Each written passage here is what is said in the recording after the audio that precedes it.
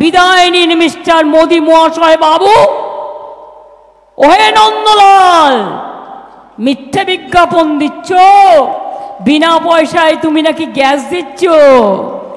আমরা দিচ্ছি বিনা পয়সায় চাল, আর 1000 টাকার গ্যাসে ফুটছে বিনা পয়সার চাল। বাহবা নন্দলাল, বাহবা নন্দলাল, বাহবা নন্দলাল। ছবি দেখাচ্ছ, আমার ঘর বানিয়ে দিয়েছেন, নো গ্যারেন্টি বাবু, সব মিথ্যে। তার বাড়ি গিয়ে দেখুন সেটা খুবড়িতে থাকে। বলছে বিনা পয়সায় গ্যাস দিয়েছি। কেউ পেয়েছেন? পেয়েছেন আপনারা? যদি পেয়ে থাকেন বলুন হ্যাঁ পেয়েছি, আমার কোনো আপত্তি নেই। পেয়েছেন? তাহলে মোদিকে ভোট দেবেন। তাহলে গ্যাস না পেলে যদি বলে গ্যাস দিয়েছি, তার মানে এটা কত বড় গ্যাস বেলুন? এটা বড় গ্যাস বেলুনের থেকেও গ্যাস। বিজেপির গ্যারেন্টি 420।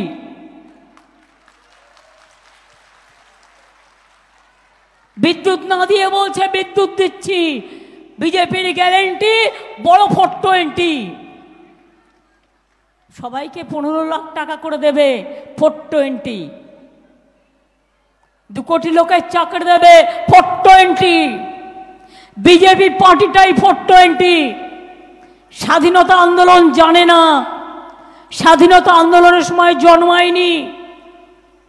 ওরা যে হিন্দু ধর্ম আমদানি করছে, এটা আমাদের দেশের হিন্দু ধর্ম নয়, এটা বেদ বেদান্ত নয়, এটা কোরআন পুরাণ নয়। আমাদের দেশে কবি লিখেছিলেন, নানা ভাষা নানা মত নানা পরিধান, বিবিধের মাঝে দেখো মহান, বিবিধের মাঝে দেখো মিলন মহান। রামকৃষ্ণ পরমহংসদেব কি বলেছিলেন? বলেছিলেন সর্বধর্ম সমন্বয়, এই ধর্মটাকে আমরা মানি। স্বামী বিবেকানন্দ কি বলেছিলেন? তিনি একদিন একটা মুসলমানের বাড়ি গিয়েছিলেন, হুকো টেনেছিলেন, দেখতে গেছিলেন হুকো টানলে তার জাত যায় কিনা। মুচির বাড়িতে গেছেন। এই হচ্ছে আমার দেশ। গান্ধীজি হাঁটু পর্যন্ত ধুতি পরতেন, আর পরে দাঙ্গা বন্ধ করবার জন্য দিল্লিতে যখন ফ্রিডম অ্যাট মিডনাইট হচ্ছে, গান্ধীজি তখন বেলেঘাটায় গান্ধীজি বাড়িতে আমরা যেটা নতুন করে করেছি সেখানে বসে অনশন চালাচ্ছেন। অনেকবার তিনি অনশন করেছেন ভারতবর্ষের জন্য। বাংলায়, বাংলা একসময় ভারতবর্ষের রাজধানী ছিল। সেই দৃশ্য, গান্ধীজি অনশন করছেন, কবিগুরু রবীন্দ্রনাথ ঠাকুর এসে তাকে, আমি স্বাধীনতার কথা বলছি না, তার অনেক আগে, রবীন্দ্রনাথ ঠাকুর এসে 1 গ্লাস শরবত হাতে তুলে দিয়ে গান্ধীজি বললেন একটা গান গাইবে? তিনি গাইলেন, জীবনও যখনও শুকায় যায় করুণা ধারায় এসো। আমার গায়ে কাঁটা দিচ্ছে। এরা হচ্ছে আমাদের দেশের নেতা। দেশের নেতা কেমন হয়? মহাত্মা গান্ধী যেমন হয়। দেশের নেতা কেমন হয়? নেতাজি যেমন হয়। দেশের নেতা কেমন হয়? বাবা সাহেব আম্বেদকর যেমন হয়। দেশের নেতা কেমন হয়? লালবাল পাল যেমন হয়। দেশের নেতা কেমন হয়? রবীন্দ্র নজরুল যেমন হয়। দেশের নেতা কেমন হয়? রামকৃষ্ণ স্বামী বিবেকানন্দ যেমন হয় ধর্মীয় নেতা। দেশের নেতা কেমন হয়? রাজেন্দ্র প্রসাদ যেমন হয়। দেশের নেতা কেমন হয়? আম্বেদকর যেমন হয়। দেশের নেতা কেমন হয়? মৌলানা আবুল কালাম আজাদ যেমন হয়, রঘুনাথ মুর্মু যেমন হয়।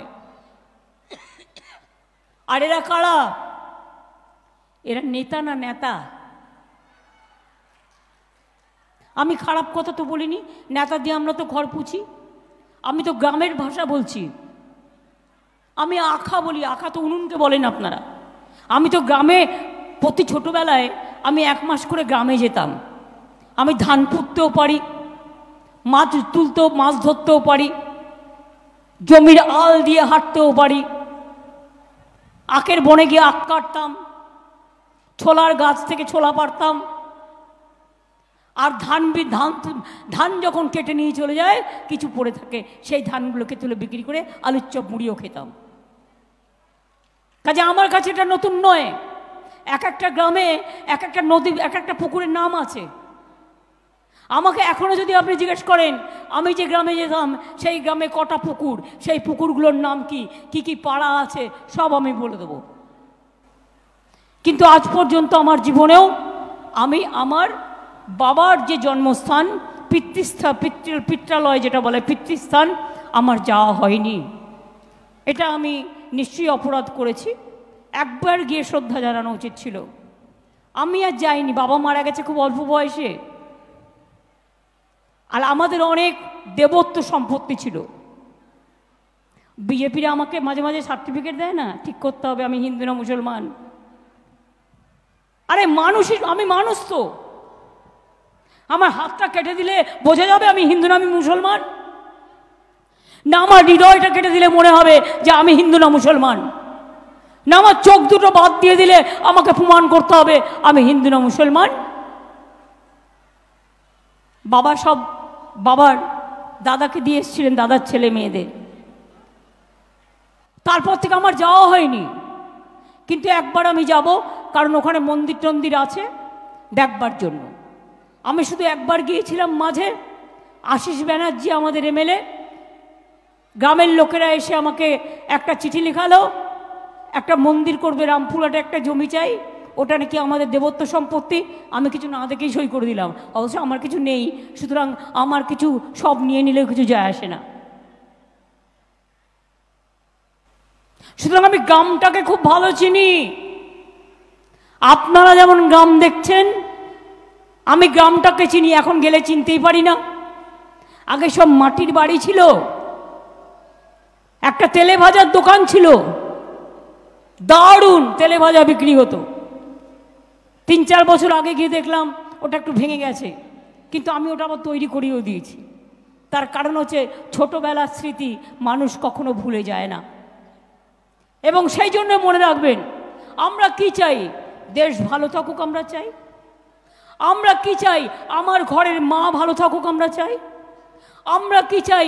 মার কোলে সন্তান ভালো থাকুক আমরা চাই। আমরা কি চাই? আমার হিন্দু মুসলিম শিখ ইসাই একসাথে থাকবে, এটা আমরা চাই। আমরা কি চাই? আমার তপশিলি বন্ধুরা ভালো থাকবে, আমরা এটা চাই। আমার আদিবাসী ভাই বোনেরা ভালো থাকবে, এটা আমরা চাই। আমার খ্রিস্টান বোনেরা ভালো থাকবে, এটা আমরা চাই। আমার পাঞ্জাবি ভাই বোনেরা ভালো থাকবে, এটা আমরা চাই। এ তো রবীন্দ্রনাথ ঠাকুরের কথা, ছোট্টবেলা থেকে শিখে এসছি। পাঞ্জাব সিন্ধু গুজরাট মারাঠা দ্রাবিড় উৎকল বঙ্গ, এ তো পড়ে এসেছি। হেতায় আর্য হেতা অনার্য হেতায় দ্রাবিড় চীন, সখুন্দল পাঠান মোগল এক দেহে হলো লীন। কি আমরা এগুলো পড়িনি? আমরা তো ছোট্টবেলা থেকে সব পড়ে এসছি। এগুলোই তো আমাদের শিক্ষা, এগুলোই আমাদের দীক্ষা, এগুলোই আমাদের কর্ম। আমরা বিজেপির মতো অপদার্থতার সাথে পার্টি করি না, পার্টিটা করি একটা আদর্শ নিয়ে। আমার বাবা মা ছোট্টবেলা থেকে আমাকে রবীন্দ্র জয়ন্তী পালন করতে শিখিয়েছিল। একটা চৌকির ওপরে তখন আমরা একটা চাদর পেতে রবীন্দ্র জয়ন্তী করতাম, নজরুল জয়ন্তী করতাম, নেতাজি জয়ন্তী করতাম, গান্ধীজি জয়ন্তী করতাম। মনে রাখবেন, আমি ছোটদেরও এই শিক্ষাটা দিয়ে এসেছিলাম। অভিষেকরা যখন ছোট, 2.5-3 বছরের, আমাকে হাজরাতে মারলো, মেরে আমার মাথা চৌচির করে দিল। আমি বাড়ি ফিরে এলাম 3 মাস পর হসপিটাল থেকে। আমাকে দেখে বলছে, কি হয়েছে দিদি, কি হয়েছে দিদি? তখন ওর মা ওকে বুঝিয়ে বলল। তারপর থেকে ও একটা ঝান্ডা নিয়ে, কেন মেরেছো দিদিকে, জবাব চাই, জবাব দাও বলে মিছিল মিটিং করতো। কিন্তু তখন থেকে আমি ওদের কি করতাম, আমার দাদার মেয়েরা ওরা যারা ছিল বাচ্চারা, আমি প্রতি এই মনীষীদের প্রোগ্রামে একটা করে চৌকি পাততাম, একটা করে বারান্দায় চাদর দিয়ে দিতাম, দিয়ে বলতাম তুমি কবিতা বলবে, কাউকে বলতাম তুমি গান করবে, কাউকে বলতাম তুমি নৃত্য করবে। তার কারণ হচ্ছে এই আদর্শগুলো জানতে হবে। এগুলো জানলে মনে রাখবেন, জীবনে আপনাদের কোনো দিন আর কোনো কষ্ট হবে না। আমার 140টা বই বেরিয়ে গেছে ইতিমধ্যেই। অনেকে খবর রাখে না। কবিতা বিতান বলে একটা আমার বই আছে, 1000 কবিতা আছে। এবং শুধু তাই নয়, আমার একটা বই আছে আলোকবর্তিকা, আমি চাই এটা ছাত্রছাত্রীরা পড়ুক। যখনই জীবনে কোনো ক্রাইসিস হবে, কোনো সংকট হবে, মনে রাখবেন এই বইটা পড়বেন, আপনার সমস্যার সমাধান আমি নিজের মন থেকে তৈরি করে নেবেন। ভালো থাকতে হবে তো, জীবনটা তো হতাশার জন্য নয়, জীবনটা বেঁচে থাকার জন্য। কিন্তু কোন জীবন নিয়ে আমরা বেঁচে থাকতে চাই? যে জীবনটা মনুষ্য জীবন, যে জীবনটা মানব জীবন, যে জীবনটা সভ্যতার জীবন, যে জীবনটা সংকট পেরিয়ে চলতে পারে, যে জীবনটা যা কথা দেবে কথা রাখবে, মিথ্যে কথা বলবে না। তাহলে বলুন, এবার আমি বলি রাজনীতির কথা দু একটা। 21 সালে যখন ইলেকশন হলো, আমরা কি বলেছিলাম? যদি জিতি 6 মাসের মধ্যে লক্ষ্মীর ভাণ্ডার করব। করেছি কি করিনি? না, আমি জিজ্ঞেস করছি, না করলে আপনারা বলবেন দিদি আপনি তো করেননি। 2 নম্বর, কৃষকদের 10,000 টাকা করে ভাতা দেবো বলেছিলাম, দিই কি দিই না? ভাতা না, 10,000 টাকা বছরে। এমনকি যার 1 কাঠা জমি আছে সেও 4,000 টাকা পায়। স্বাস্থ্যসাথী করেছি কি করিনি? বিনা পয়সায় রেশন দিই কি দিইনি?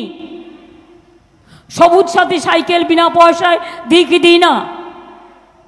স্মার্টফোন 12 ক্লাসে দিই কি দিই না? কন্যাশ্রী দিই কি দিই না? ঐক্যশ্রী দিই কি দিই না? স্কলারশিপ দিই কি দিই না? বিজেপির খেলা। কয়েকদিন আগে দেখবেন প্ল্যান এ সন্দেশখালিকে নিয়ে চক্রান্ত করলো আমার সম্মানীয় মা বোনেদের অসম্মান করবার জন্য, আমি ওদের ধিক্কার জানাই। প্ল্যান বি দাঙ্গা করবার চেষ্টা করলো, সেটাও আমরা আটকে দিলাম। এখনো 3-4 দিন হাতে টাইম আছে, দেখবেন দাঙ্গা করতে দেবেন না। প্ল্যান সি কি? প্রধানমন্ত্রী নিজে বলে বেড়ালেন, এটা আমার কথা বলছি না, আমি ওনার কথা উচ্চারণ করছি। কি বললেন? সংখ্যালঘুরা তপশিলীদের জমি সব কেড়ে নেবে। আপনারা বিশ্বাস করেন সংখ্যালঘুরা তপশিলীদের সংরক্ষণ কেড়ে নেবে? কি তপশিলী মা বোনেরা আপনারা বিশ্বাস করেন? আপনারা এ কথা বিশ্বাস করেন? তপশিলীরা এখানে কেউ নেই?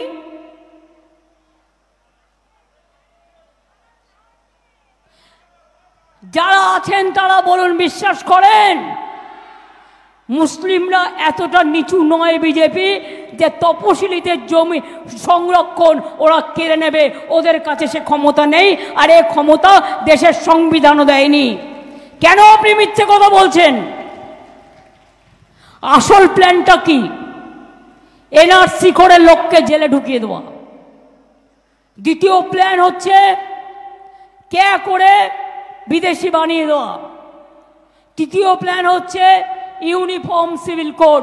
জেনে রাখুন ভালো করে, তপশিলি মা বোনেদের, তপশিলি ভাই বোনেদের রিজার্ভেশন কেড়ে নেবার চক্রান্ত মোদি করছে। আমরা নই, মুসলিমরা নই, অন্য কেউ নই। আমরা করব না, আমরা করতে দেব না। ওরাও আমার প্রাণের মানুষ, ওরা আমার ঘরের ভাই বোন। এবং এইটা করার জন্যেই একটা রায় হলো, সেই রায়কে আমি মানি না। 15 লক্ষ ওবিসি সার্টিফিকেট নাকি বাতিল করতে হবে। কত কষ্ট করে একটা সার্টিফিকেট হয়, ওটা চলবে এখন, চিন্তা করবেন না, ওটা চলবে। আমরা উচ্চ আদালতে যাব, আর আমি যতদিন আছি আমি আপনাদের বলে রাখি, মানুষকে জাস্টিস দিয়ে ছাড়বো। ওখানে হিন্দুও আছে, মুসলমানও আছে, তপশিলিও আছে, ওবিসি আছে, কেউ তার অধিকার থেকে বঞ্চিত হবে না। এক্ষেত্রে রবীন্দ্রনাথ ঠাকুরের ভাষায় বলি, মানুষের অধিকারে বঞ্চিত করেছ যারে, সম্মুখে দাঁড়ায় রেখে তবু করে দাও না স্থান, অপমানে হতে হবে তাহাদের সবার সমান। কণ্ঠ আমার রুদ্ধ আজিকে বাসি সঙ্গীত হারা, অমাবস্যার কারা লুপ্ত করেছে আমার ভুবন দুঃস্বপ্নের তলে। তাই তো তোমায় সুধাই অশ্রু জলে, যাহারা তোমার বিষাইছে বায়ু, নিভাইছে তব আলো। তুমি কি তাদের ক্ষমা করিয়াছ? তুমি কি বেসেছে ভালো? না বন্ধু না, বিজেপিকে ছাড়বেন না। এরকম মিথ্যাবাদ পার্টি, জুমলাবাজ পার্টি, ভাওতাবাজ পার্টি, দাঙ্গাবাজ পার্টি, ধান্দাবাজ পার্টি আমি জীবনে দেখিনি। ইলেকশনের আগে এসে প্রধানমন্ত্রী বলছেন আমি বায়োলজিক্যাল বর্ন নয় না কি সব বলেছেন, তার নাকি বাবা মা কেউ নেই, ঈশ্বর নাকি সে পাঠিয়েছে, ঈশ্বরের দূত। ভগবান, ঈশ্বরের দূত হলে মন্দিরে থাকো, তোমায় প্রদীপ জ্বেলে দেবো, তোমায় তুলসী পাতা দেবো, তোমায় জবা ফুল দিয়ে দেবো, তোমায় হলুদ ফুল দিয়ে দেবো, তোমায় খিচুড়ি রান্না করে দেবো, তোমায় ধোকলা রান্না করে দেবো। তাহলে তুমি রাজনীতি করছো কেন? রাজনীতি করতে এসে তুমি ঈশ্বরের দূত, ঈশ্বরের দূত বলে কয়ে হয় না, ঈশ্বর নিজে তৈরি করে দেয়। রামকৃষ্ণ নিজেকে কোনোদিন ঈশ্বর বলেছেন? সবাই তাকে মানে, তাকে রেখে দেয়।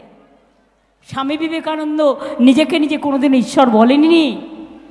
মনে রাখবেন, ঈশ্বর তৈরি হয় তার কাজের মধ্যে দিয়ে।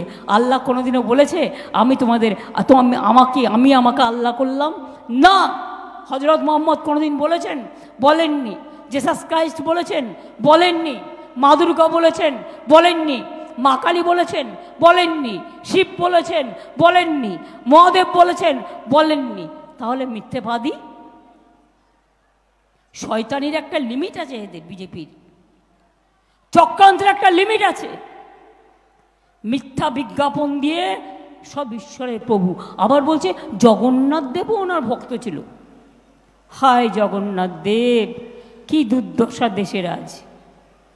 এবং কিছু লোক কেন বিশ্বাস করছে আমি জানি না।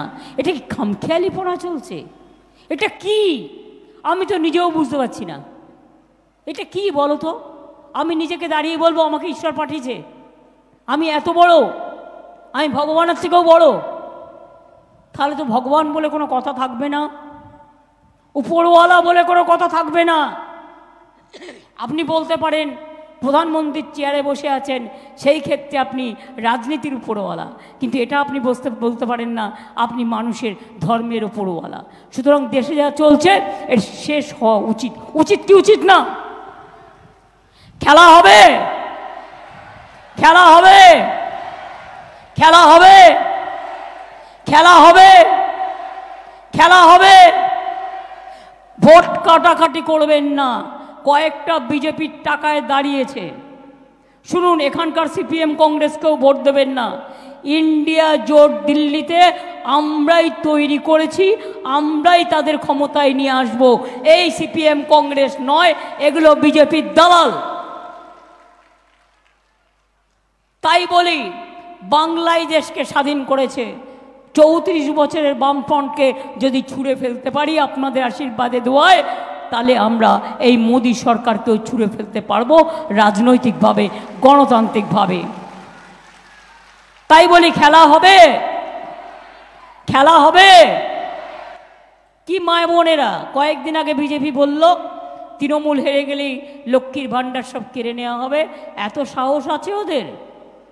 হাতে খুন্তি আছে, ঝান্না আছে, রান্না করার শিলনোড়া আছে, বল কিচ্ছু না, ওটা কাটতে হয় দাঁতটা ভেঙে দেবো। রাখুন ঘরে শিলনোড়া, ভাঙবেন শুধু দাঁতের গোড়া যখন আপনার লক্ষ্মীর ভাণ্ডার কাটতে আসবে। শুনে রাখুন মা বোনেরা, লক্ষ্মীর ভাণ্ডার চলছে এবং চলবে। 60 বছরও শেষ হবে না। যতদিন বেঁচে থাকবেন ততদিন পাবেন, যতদিন বেঁচে থাকবেন ততদিন পাবেন। আর বিজেপি, তুমি জ্বলে জ্বলে মরো আর লুচির মতো ফোলো আর গাল ফুলিয়ে বেড়াও আর জ্বলে জ্বলে বেড়াও, তোমার দ্বারা হবে না। তুমি কিচ্ছু করোনি দেশে। দেশকে বিক্রি করে দিয়েছো, সংবিধানকে বিক্রি করে দিয়েছো, ইতিহাসকে বিক্রি করে দিয়েছো, দেশকে ভেদাভেদ করে দিয়েছো, হিন্দু মুসলমানের ভাগ করে দিয়েছো, তপশিলি আদিবাসী ভাগ করে দিয়েছো। কোনো মানুষকে তুমি ভালোবাসো না, তুমি শুধু জেলখানা তৈরি করেছো। রবীন্দ্রনাথ ঠাকুরের ভাষায় যাবার আগে বলি, নাগিনীরা চারিদিকে ফেলিতেছে বিষাক্ত নিঃশ্বাস। প্রচুর টাকা নিয়ে নেমেছে, শান্তির ললিত বাণী শুনাইবে ব্যর্থ পরিহাস। বিদায় নেবার আগে তাই ডাক দিয়ে যাই, দানবের সাথে যারা সংগ্রামের তরে প্রস্তুত হতেছে ঘরে ঘরে, মানুষ প্রস্তুত হন, মানুষ তৈরি হন, ওদের এবার দেবেন না, এবার ওদের ফেলতেই হবে। অনেক হয়ে গেছে, দেশটাকে শেষ করে দিল। আর আগামী দিন মোদি থাকলে দেশে আর ইলেকশন থাকবে না, গণতন্ত্র থাকবে না, এনআরসি করে দেবে, কে করে দেবে, ইউনিফর্ম সিভিল কোড করে দেবে, রাজ্যগুলোকে ভেঙে দেবে, কারো কোনো অধিকার রাখবে না। তাই আমাদের সবার দায়িত্ব, মোদি হটাও দেশ বাঁচাও, মোদি হটাও দেশ বাঁচাও, মোদি হটাও দেশ বাঁচাও, বিজেপি হটাও দেশ বাঁচাও, বিজেপি হটাও দেশ বাঁচাও।